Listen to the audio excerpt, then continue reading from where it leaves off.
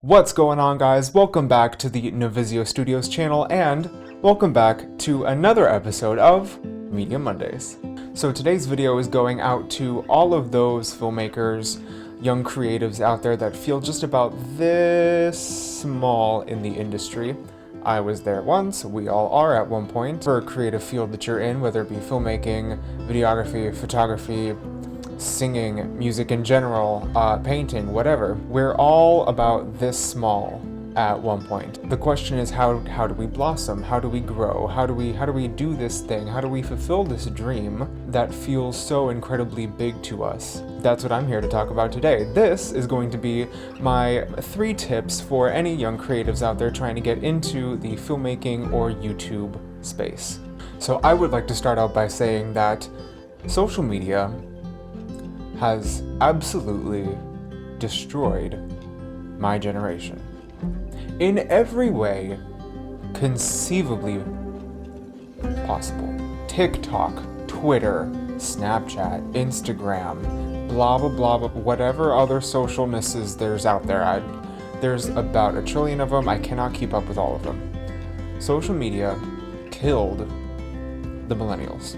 It didn't just kill our minds, it killed our creativity. It killed our ability to be unique. And what I mean by that is everybody just follows trends. It's all about the trend. It's all about whatever the most popular 1% is doing at the moment. I've never been one to sort of subscribe to that ideology, if you will. Hopping on the sort of proverbial bandwagon of whatever's happening is not really my thing, especially in the creative realm. My first tip for creatives would be to just kind of do what feels organic to you. In filmmaking, stick with your gut. That's always what I do. Go with whatever ideas you have in your head. Whatever's in your heart, whatever's in your head is what's going to work for you. And it's not going to work for others. And I'm guilty of this myself. I tend to look at other people for creative inspiration if I'm not feeling it, or if I'm in a creative drought, or whatever. That's good to do sometimes. It's best to not be in a habit of it, because then you sort of start to lose the organic nature of your own creativity, and you get lost in somebody else's. And that's not good for you. That's not good for what you're trying to do with your creativity, with your film, with your any creative ability that you have. And that's ultimately then not good for the society we live in, because then everybody's just doing the same thing and we're all just kind of pseudo-creative zombies trolling around on social networks. Which, at the end of the day, is not going to help change anybody's lives for the better. So, my first tip for sort of grounding yourself in your own creativity is to not follow the trends and to stick to your own organic, self-creative whatever. Be yourself. But the thing is, that can be kind of scary sometimes, because it's funny that, well, it's not funny, but it's kind of titillating, if you will, to think about the fact that the unique are usually very segregated from the common. The unique are usually then ostracized and made to feel lesser than the common. I know that I've felt like that at times in my life, and it can be hard to get through. Stick to your creative guns and go forth and do your own thing. I would say that for my first step in sort of staying true to who you are as a creative, be organic, stay true to yourself, don't follow the trends too much. Really evaluate sort of who you are as a creative, and sort of evaluate what you want to say with your voice and with the platform that you now have. What do you want to say as a filmmaker? Going down the list now, my second tip for young beginning filmmakers out there is there's no right time to start this whole thing. There's no right time for really anything. We're born, we just kind of stumble through life and we do things. There's no right or wrong time to do anything, to start anything, to finish anything. It just comes down to your gut. And I'm going to say that a lot. It's all about what you're feeling in your gut, because nobody else can tell you. It's what you feel. There is no right time to start being a filmmaker. I started being a filmmaker. I started on this whole journey when I was, photography when I was 15, filmmaking around 17, 18, at the end of high school. And that's when it felt right for me.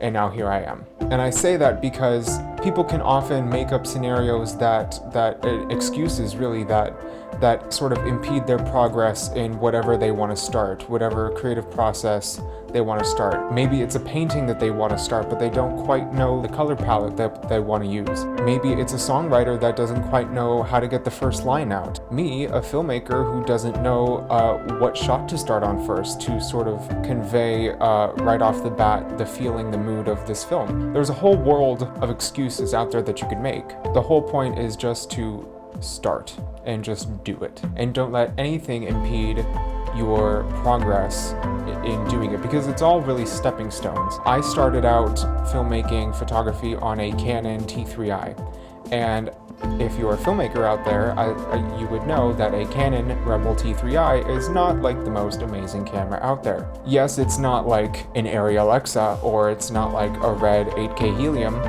but it was the camera that I had years and years ago at the time.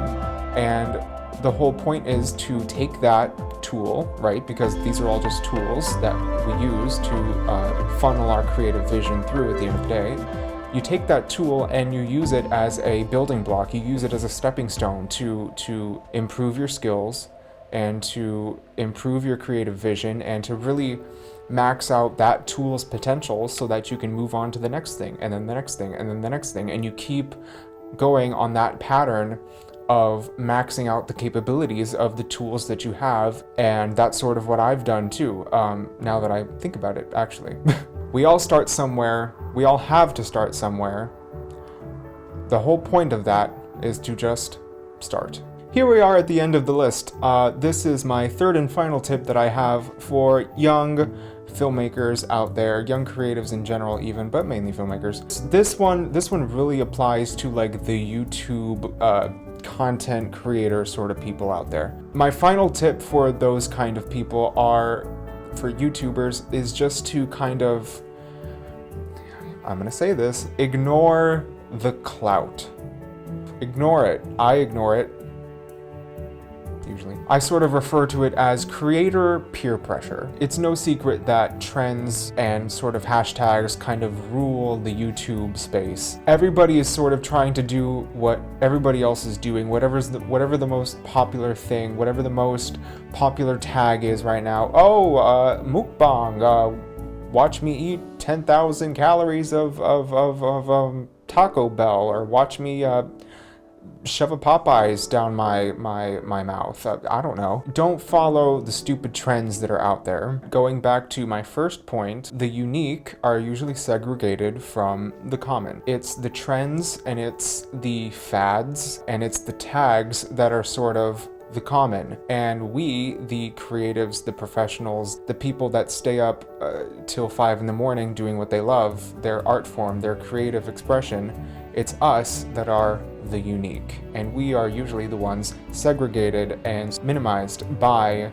the common. And part of that is not taking really anybody else's opinion into account other than the opinion that you have of yourself. And that's kind of like a life thing, but it really does apply to this situation that we're talking about now. Don't read comments, don't look at your analytics, don't care about the likes.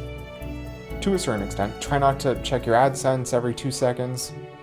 Just focus on what you're doing, focus on you, focus on what you're saying, focus on what you are putting out, because there's a whole, and really focus on that, because there's a whole lot of just garbage being vomited out onto the data servers of YouTube. Like I said, social media is sort of killing the millennial generation. And specifically about YouTube, I know that it is kind of like, I don't want to use this word, but it's the word that feels the most accurate. It feels like an epidemic on YouTube of people, of content creators, of vloggers who just kind of get stuck in this routine of always keeping it on and always being turned on, always being on and making this performance to the camera each and every day to sort of make this living that they're making. Yeah, that's cool to kind of have a brainless escape for people who just kind of want to watch a fun vlog for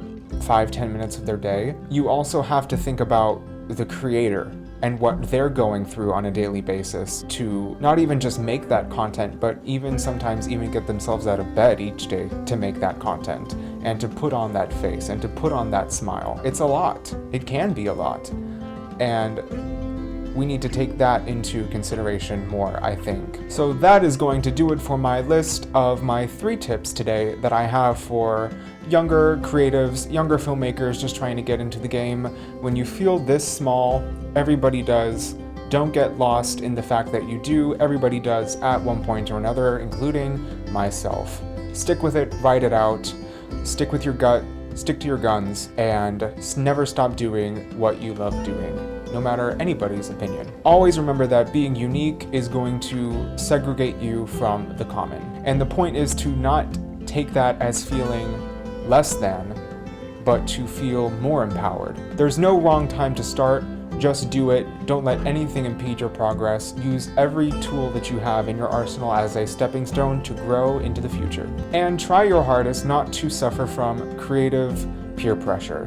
Do what you do what you love doing, stick with your gut, make the content that you love to make, stick with your ideas as a filmmaker, and don't get caught up in the trends. And don't let anybody make you feel less than for not.